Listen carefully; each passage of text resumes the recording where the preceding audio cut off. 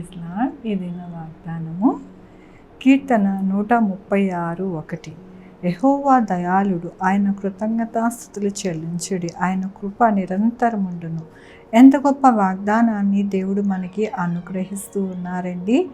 దేవుని యొక్క కృపతో ఆయన ఈ దినమున ఆయన వాగ్దానము ఏమో అనుగ్రహిస్తూ ఉన్నారంటే, ఆయన దయాళుడు కాబట్టినే మనము ఆయనకి కృతజ్ఞతాస్తుతులు చెల్లించాలి.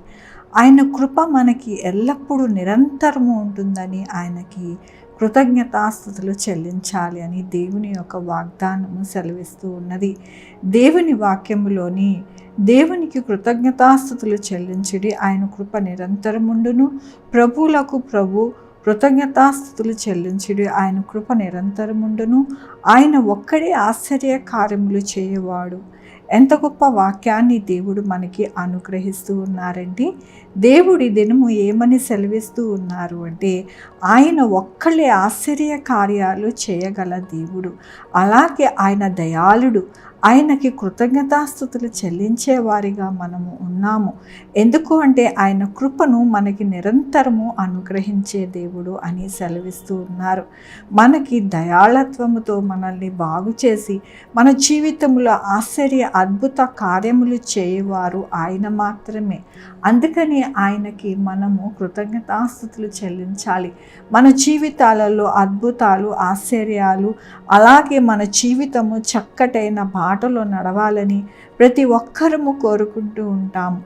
దానినే మీకు దయచేసేవాడును కదా, అందుకనే నాకు కృతజ్ఞతాస్తుతులు చెల్లించండి అని దేవుడు సెలవిస్తూ ఉన్నారు. కాబట్టి మన జీవితంలో మనము ఎల్లప్పుడూ కూడా దేవునికి కృతజ్ఞత కలిగి మనము జీవించాలని మరొక్కసారి దేవుడి దినమున మనకి అనుగ్రహిస్తున్న వాగ్దానమును, వాక్యమును బట్టి దేవునికి వందనాలు చెల్లిస్తూ ఉన్నారు.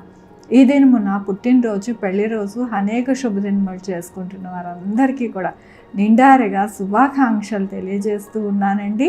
మీ జీవితంలో దేవుని యొక్క ఆశీర్వాదము, ఆయన బహుమానము, ఆయన దీవెన మీకు కలుగునుగాక. ఆరాధించుకుందామండి. యెహోవా దేవా, నా తండ్రి, నా ప్రభు, మీ కృపా కనికరస్తాన్ని బట్టి మీరు నాయన నిరంతరము మా మీద దయ చూపించే దేవుడివి, అద్భుత ఆశ్చర్య కార్యాలు చేసే దేవుడివి, నిరంతరము మీ కృపను అనుగ్రహించే దేవుడవయ్యా.